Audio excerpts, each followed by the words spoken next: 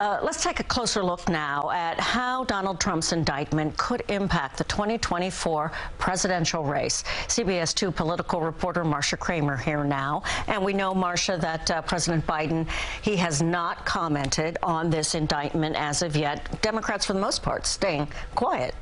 Well, I think that there's a reason for that. Political pundits and experts are telling me that the reason the Democrats have stayed quiet is because actually they would like to see him as the candidate in 2024. Now you may ask, why would they want to do that? Well, they've made a calculation, and they think that, number one, it will help them take back the House and put it in Democratic hands, win some Republican seats, especially, by the way, on Long Island. And secondly, they think that it will also help them hold control of the Senate. So Chuck Schumer, the Senate majority leader, is hoping that he could run candidates against the Trump candidates. What's the risk, though, of that strategy? Well, you know, it's a risky strategy because, you know what, Mr. Trump could still win, but also there's a long road ahead, and they're looking down the road thinking that he might face other criminal charges, and that would make him more toxic. All right, let's talk about the Republican side. Mr. Trump, Ms. Haley, and over the weekend we had the former governor, Asa Hutchinson. And a former representative. So what effect all of this? I mean, you know, the thing about it is that when Asa Hutchinson chose the day before all of this happened to announce, it was sort of interesting. But he's sort of a centrist candidate. He's hoping that he's going to be able to make some hay. But think about this.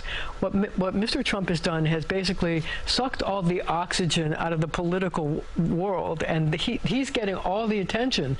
And so the Republicans are hoping that this sort of dies down, goes away, so that they can have a chance to make their case to voters. It remains to be seen, because Mr. Trump is a prolific presence on social media, and he's going to try to milk this as much as he can. You know, you mentioned Long Island, and just speaking about the city, downstate, especially the area we are right here, it's about, what, 5-1 Democratic.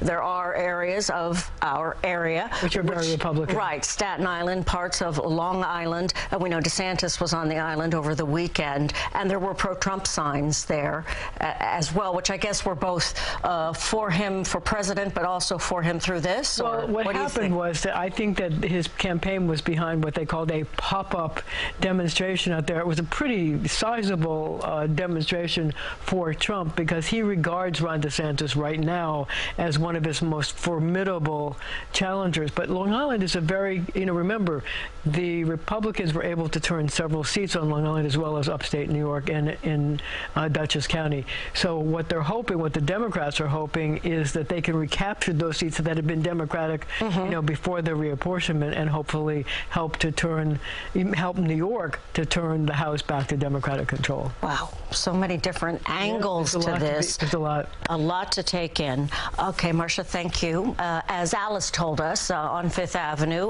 the security measures leading to the president's trip downtown, as well as now and overnight, include rolling street closures. So far, unspecified. We don't know exactly what the street closures will be. You're looking live at Trump Tower. One route near the building on Fifth Avenue will be shut down. Police Commissioner Keechant Sewell is urging people tomorrow to take public transit.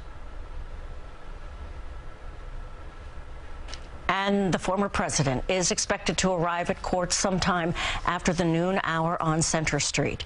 The arraignment, 2:15 p.m., a little after 2.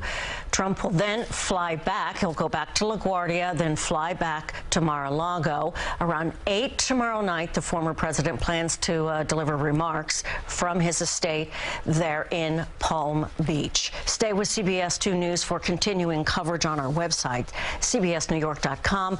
You can also read all of the stories about the alleged hush money payment that apparently led to the indictment. Again, we don't know what is in that indictment specifically, but it will be unsealed tomorrow. The CBS Evening News with Norah O'Donnell will have more on this tonight at 6:30 right here on CBS 2.